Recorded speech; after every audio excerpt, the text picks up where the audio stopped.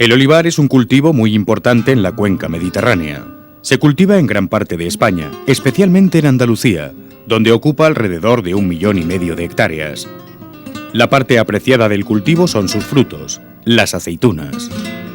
Destaca por sus aspectos sociales, históricos, culturales y económicos. El aprovechamiento de la aceituna puede ser para consumo directo, el denominado verdeo o aceituna de mesa. Pero su finalidad principal es la obtención de aceite. Como todos los cultivos, posee numerosos enemigos, tanto insectos como hongos causantes de enfermedades. Pero todavía puede considerarse un cultivo poco desequilibrado. Los agricultores suelen luchar contra ellos pulverizando con insecticidas o fungicidas. Este tipo de lucha presenta numerosos inconvenientes, como son los riesgos para el consumidor y para el aplicador, la aparición de resistencias, la contaminación del medio ambiente, así como la destrucción de insectos auxiliares, con el consiguiente riesgo del incremento de algunas plagas, o la aparición de nuevas plagas, algo frecuente en otros cultivos, pero que todavía no ha pasado con el olivo. Por todo ello hay que buscar otras alternativas. La producción integrada viene a racionalizar el uso de los diferentes factores de la producción, entre ellos los plaguicidas, pero también, por ejemplo, evitar la erosión y reducir la contaminación por nitratos. Para poder llevarla a cabo debemos asumir un concepto básico. El olivo es el protagonista y todos los demás factores se relacionan con él y entre sí. Así, el abono nitrogenado mejora la producción, pero un exceso favorece los brotes tiernos y por tanto las plagas que se alimentan de ellos, como el glifodes. Hace la planta más sensible a enfermedades como la verticilosis o el repilo y puede contaminar los acuíferos. El riego aumenta la productividad, pero favorece a algunos insectos del suelo como gusanos blancos, Otiorhynchus y enfermedades como la verticilosis.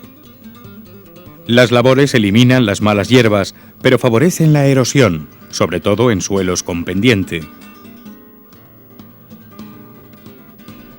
Los insecticidas polivalentes matan las plagas, pero también a los insectos auxiliares, por lo que se deben seleccionar, además de por su eficacia, por sus efectos secundarios y aplicarlos solo cuando las poblaciones de insectos lo justifiquen. Se necesitan, por tanto, técnicos y agricultores suficientemente formados. Veamos el cultivo a lo largo del año. Tras la recolección viene la poda. Esta debe facilitar la penetración del aire para disminuir el peligro de las cochinillas y enfermedades. Los restos de poda pueden favorecer el desarrollo de los barrenillos. Son unos pequeños coleópteros de 2 o 3 centímetros que a la salida del invierno se desarrollan en la leña de poda reciente o en árboles debilitados. Macho y hembra excavan una galería doble, depositando uno a uno los huevos a cada lado de la misma, de los que nacen las larvas. En las galerías se desarrollan y se transforman en pupa. Los nuevos adultos abandonan la leña vieja y vuelan en busca de madera tierna. La leña aparece repleta de orificios que se corresponden bajo la corteza con múltiples galerías. La forma más eficaz de luchar contra ellos es eliminar los restos de poda antes de la salida de los adultos, e incluso seleccionándolos y distribuyéndolos en pequeños montones. Pueden servir de cebo que los atraigan y una vez dentro, destruirlos. De no hacer esto, existe el riesgo de tener que intervenir contra los adultos en verano, peligro que aumenta en olivares próximos a puntos de acopio de leña.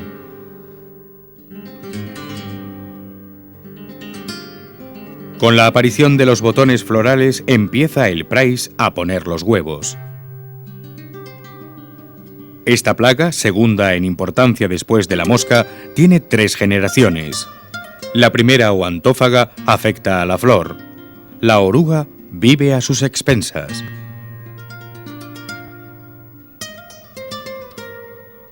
A pesar de estos síntomas, no suele provocar daños, ya que el olivar generalmente apenas cuaja un 2% de las flores. Entre las flores crisalida y de ella emerge el nuevo adulto. Solo en años con mucho praís y poca flor estaría justificado su control. En la decisión puede ayudar el técnico con los datos de conteo de adultos y nivel de ataque. La segunda generación, o carpófaga, afecta al fruto. La mariposa pone en el cáliz y la oruga recién nacida penetra en el interior del fruto, produciendo la primera caída que coincide con la fisiológica y se alimenta de la almendra. Este es el momento de tratar en el caso que el técnico lo recomiende. Cuando termina su evolución, sale y provoca la segunda caída, que es la más importante por estar ya los frutos desarrollados. En el fruto se aprecia claramente un orificio en la zona peduncular. La tercera generación, o filófaga, afecta a la hoja y no tiene importancia económica. Tiene muchos enemigos naturales, crisopa, que se alimenta de huevos y larvas, y muchos himenópteros que lo parasitan como Ageniaspis, Angitia, que juegan un papel importante pero muy variable. Con los frutos recién cuajados empieza a suponer un peligro la plaga más importante del cultivo, la mosca del olivo. La hembra con su largo oviscapto deposita un huevo dentro del fruto, del que nace una larva. El técnico o el agricultor formado ya ha empezado a vigilar los mosqueros con fosfato biamónico para captura de hembras.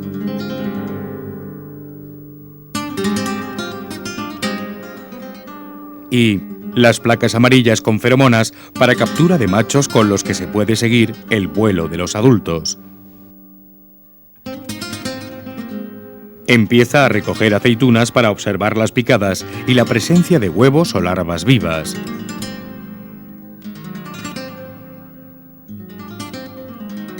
Con estos datos se decide el tratamiento que se suele hacer, con un insecticida mezclado con una proteína hidrolizable que le sirve de cebo, y en parches o bandas, con lo que se aplica 1/4 de dosis por hectárea. La mosca del olivo come solo un 5% de la pulpa, pero produce la maduración y caída anticipada, repercutiendo en la calidad del aceite. De ahí que la recolección temprana y la molturación inmediata son las mejores medidas contra esta plaga. La larva abandona el fruto y se deja caer al suelo. Se entierra y empupa. Si se escarba, se pueden localizar las pupas en los primeros centímetros del suelo. De la pupa emerge el adulto. El trampeo masivo con botellas convencionales de plástico con un cebo para captura de adultos o con otros tipos de trampas están actualmente probándose como sistema de lucha. La cochinilla de la tizne no suele provocar daños directos, pero su melaza da lugar al desarrollo de la negrilla, que pueden suponer un serio problema en zonas con microclimas húmedos. Podas que aseguren una buena aireación es el mejor sistema de disminuir sus daños. Para establecer el momento óptimo de lucha hay que levantar los adultos y tratar cuando hayan eclosionado todos los huevos.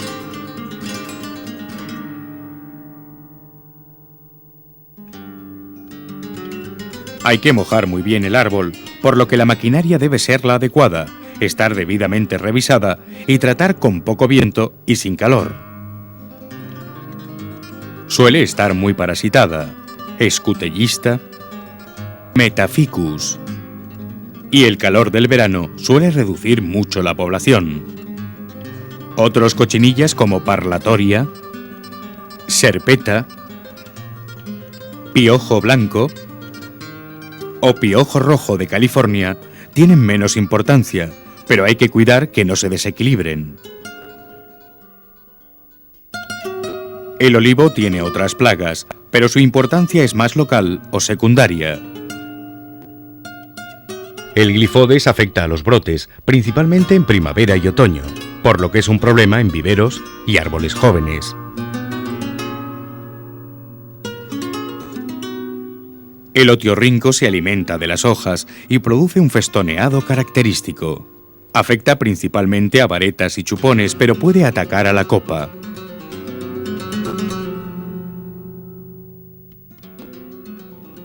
Los adultos se aparean y hacen la puesta en el suelo. De los huevos nacen larvas blancas que se alimentarán de las raíces de plantas espontáneas y del propio olivo. Se recomiendan tratamientos dirigidos al suelo alrededor del tronco cuando evolucionan los adultos. El abichado Euzófera penetra debajo de la corteza y puede causar el anillado y muerte de la rama o del árbol. Para su control se realizan tratamientos de aceite mezclado con insecticida, debiendo dirigirse solo al tronco y ramas principales, en la época que más abundan las orugas pequeñas.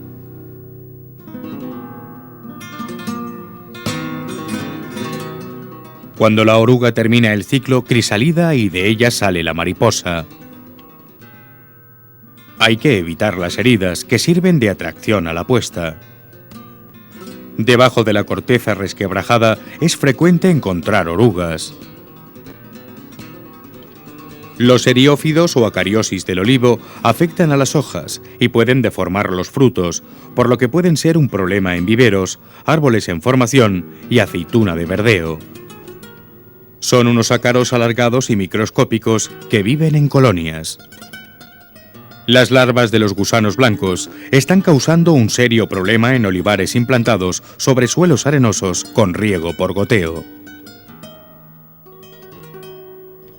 Pertenecen principalmente a dos géneros que se diferencian por el raster del abdomen: Melolonta y Ceramida. Los daños en las raíces son importantes. Los adultos de Melolonta, al salir del suelo en primavera, realizan unos orificios que nos sirven de indicadores de la existencia de la plaga. Al escarbar, podemos encontrar algunos que todavía no han emergido.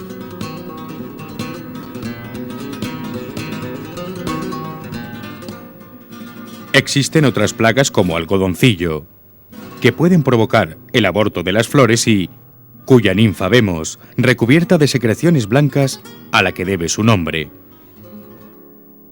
El adulto es alado. El mosquito de la corteza, que ocasiona seca de ramitas, suele realizar la puesta en las heridas producidas por diversas causas. Debajo podemos ver las larvas ápodas. El arañuelo del olivo es un trips que causa deformaciones en brotes, hojas y frutos. El adulto es de color negro brillante. La oruga de Ceucera excava galerías en tronco y ramas y puede producir su desecación. Con la colocación de estas trampas se capturan los adultos y nos permiten seguir su vuelo.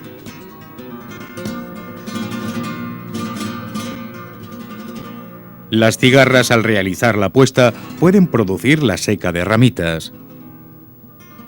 Las ninfas, al salir del suelo, mudan y se transforman en adultos que se alimentan de las ramas tiernas del olivo.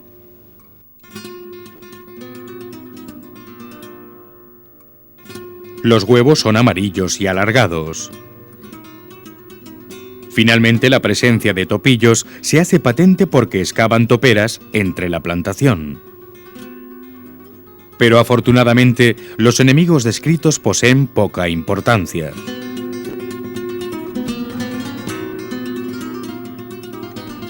Con las primeras lluvias de otoño se intensifican los ataques de repilo, que es la enfermedad más frecuente e importante del olivo. El agua hace germinar las esporas del hongo y este penetra dentro de la hoja, invadiéndola. Al cabo de 5 o 6 semanas con temperaturas de 15 a 20 grados centígrados, aparecen las manchas en las hojas, llenas de esporas, y al poco tiempo las hojas caen. Existe bastante diferencia de sensibilidad entre variedades. Esta enfermedad se puede diagnosticar por los síntomas, pero en muchos casos hay que recurrir al laboratorio para un diagnóstico precoz. Para combatir esta enfermedad hay que hacer tratamientos preventivos antes de los periodos lluviosos, empleando caldos a base de cobre y mojando muy bien el árbol. El mal del plomo o repilo plomizo es otra enfermedad producida también por un hongo y que afecta principalmente a las hojas maduras, provocando su caída. Otras enfermedades producidas por hongos, pero que afectan principalmente al fruto y dan lugar a aceites de peor calidad son la aceituna jabonosa. Con detalle se aprecian los cirros que produce el hongo. Otros daños son los causados por la leprosis. Y el escudete, a menudo unido a la picada de mosca. La tuberculosis es una enfermedad provocada por una bacteria que entra por las heridas producidas por granizos, heladas, malvareo, poda, originando tumores que pueden llegar a estrangular las ramas. Una enfermedad que cada vez está más presente, sobre todo en regadío, es la verticilosis. La produce un hongo del suelo que entra por las raíces y obstruye los vasos, produciendo el marchitamiento y la muerte de la rama o incluso del árbol. Es una enfermedad que necesita la confirmación en un laboratorio especializado. A los pocos días se observan las fructificaciones del hongo. En la actualidad es muy difícil luchar contra ella y solo variedades resistentes lo garantizarían. Hay que convivir con la enfermedad tomando medidas que no la desarrollen, como son reducir el nitrógeno, disminuir la humedad en el suelo, destruir o quemar las ramas afectadas y no dejar que se desarrollen las plantas silvestres que la multiplican.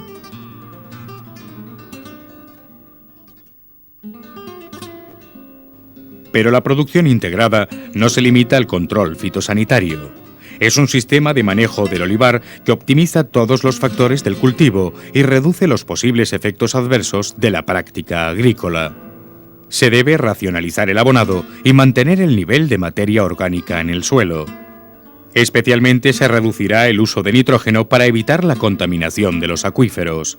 Se practicará un laboreo mínimo, siempre superficial, favoreciendo la presencia de cubierta vegetal, sobre todo en suelos con pendiente. Se limitará el uso y se tiende a no utilizar herbicidas residuales que pueden llegar a crear problemas en el aceite y en los acuíferos. Ha de optimizarse el uso del agua de riego. La recolección se adelantará lo máximo posible, recogiéndose solo las aceitunas de la copa, siempre de forma cuidadosa, y el transporte a la almazara no se podrá hacer en sacos de plástico. Existen distintas formas de recolectar las aceitunas.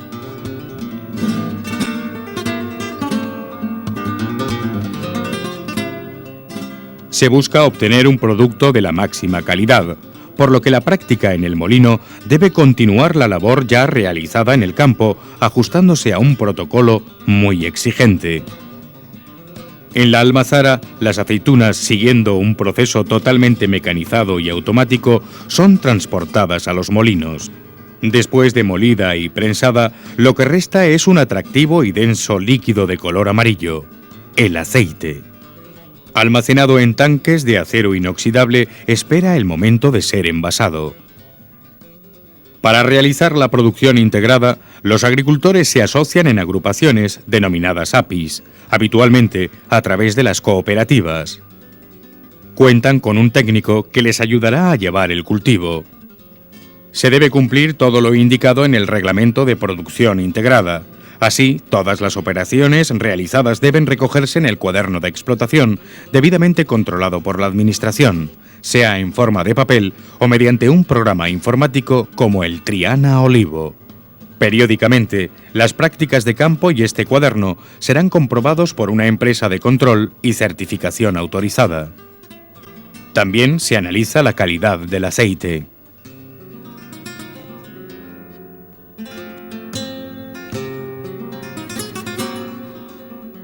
Resumiendo, la producción integrada tiene como objetivo llevar a cabo unas buenas prácticas agrícolas que permitan producir unos alimentos de la mejor calidad con el mínimo riesgo para el consumidor y causando el mínimo impacto en el medio ambiente.